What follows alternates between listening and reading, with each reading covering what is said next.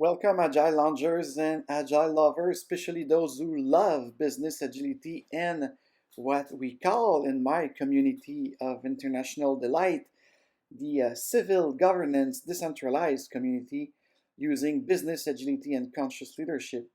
I would like to do this quick video that will be probably posted on my LinkedIn page because I would like to address my professional network of people in Agile, calling out and inviting other Agile coach to be part of something. So at the beginning of the pandemic of coronavirus, the SARS-CoV-2 that we call COVID-19, I wrote an article in both English and French um, because I was remembering, and especially now we are in June of 2021, and June is the month of the Pride.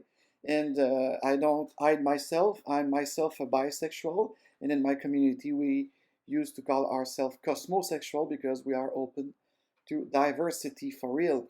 And so, in my years, and back in the 1990s, I remember having some friends who got AIDS, and they were facing discrimination. And all of a sudden, last April, I wrote that article. I think, yes, it was like somewhere in April, and because I was doing some research for my forum, I did an online forum to prepare for the aftermath of this pandemic. So we are still in it after 16 months. But nevertheless, the point I would like to make here, and you will have in the description the link for if you prefer to read that blog than watching that video. So I call it simply coronavirus as a tool for discrimination. It's kind of a question, right? Question ourselves. Because back then in April 2020, sorry, just like it was like very before anything that we know now about the contagious and stuff and this COVID pass and anything else. And I try to be objective here and agnostic. I'm just asking the question. So I would like really in the comment below if you could actually go through. So I will go here for those who don't want to read, but those who want to read, please click on the link to get to my blog on agilelounge.com, and you'll be able to read it, have a reflection of your own, and let's exchange about it. Let's have an agora. I'm an agorist. It's really important to have an open space about it, and who knows, maybe I saw yesterday, I think la Ligue des droits et libertés du Québec asking for the end of measure based on facts, based on data science, based on science. And now moving onward, what kind of world do we want to be? Is there some way? We don't discriminate about gender. We don't discriminate about ethnicity. We don't discriminate about sexual orientation. So don't tell me that we are going to discriminate about are you positive or negative on the COVID-19. So again, the context was back in April, I did the first forum on May 6th, an online Agile forum, okay, to answer the question, how can agility help us transform business and society and post-coronavirus society? So my panel was kind of very interesting about it. The outcome was more for me and my team here at the Agile Lounge, where we participate in the greater reset, the people's reset that we just achieved a great week in the last week of May about touching health, the ecology, the new economy, the culture, and of course the substantion, the interrelation between us.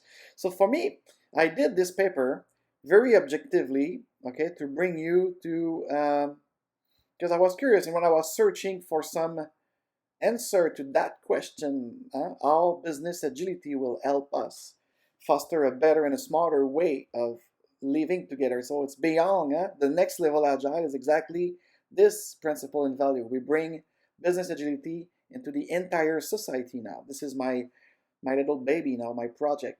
So I was curious about it, and I start making search. And when I start making search, I stumbled upon the Canadian Human Rights Commission, how they define discrimination from our charter, right? Because we have a charter attached to our constitution.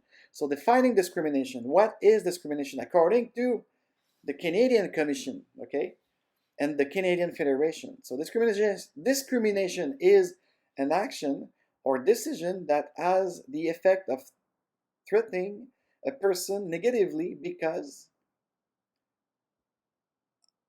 for example, their race, age, disability. Such reasons are grounds of discrimination and are protected by law. And you have the source if you go read the article. So, and it was last update, funny enough, just a couple of days after the declaration of the emergency status. Isn't it beautiful? So the grounds of discrimination under the law, it's not under any quarantine act or what have you, it's the law attached to the law of law, which is the Constitution of Canada.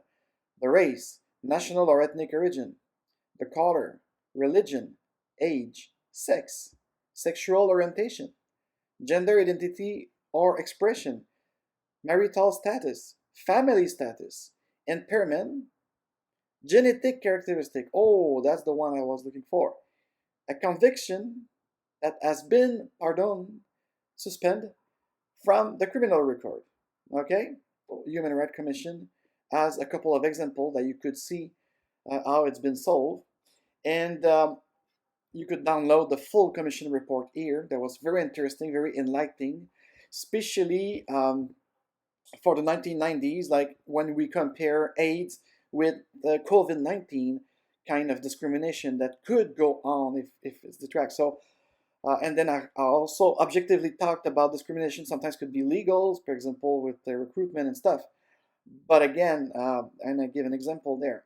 But what is interesting me now, asking you the question, is so avoid any social drift, and I just want to, being discrimination, like I know a jurisprudence in the case of AIDS, that they use the impairment or genetic characteristic because that's the only aspect that you could be discriminated because you are ill or you have an infection or something. And usually there's provision in the law that we have to give assistance and support to anyone. So I just want to kind of bring your attention to this debate that we need to have. And again, I'm inviting my colleague that work in change management, that work in human relation department, that work in society to know to have that conversation, that collective conversation, that altruist conversation. Because you see, for me, we have to be creative and not to fall into a delirium or exclusion. And I still have to read the paper of the Business Agility Institute about inclusion, how we should impact it.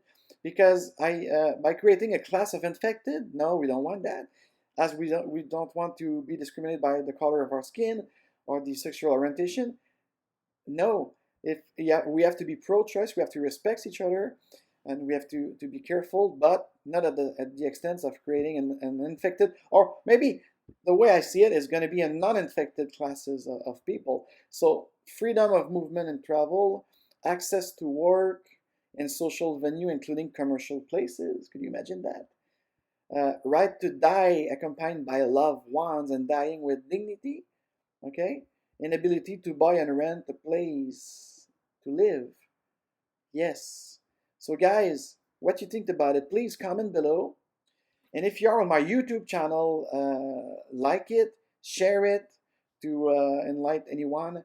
And please subscribe and hit the bell. Every Friday, I'm live on my YouTube channel. And if you watch it on the beautiful LinkedIn, then I invite you to subscribe to my channel. Again, all the links are in the description, including for tippings. If you'd like to send me some Bitcoins, I'm open to it. So Coach F is signing off, and I wish you a beautiful day. Cheers.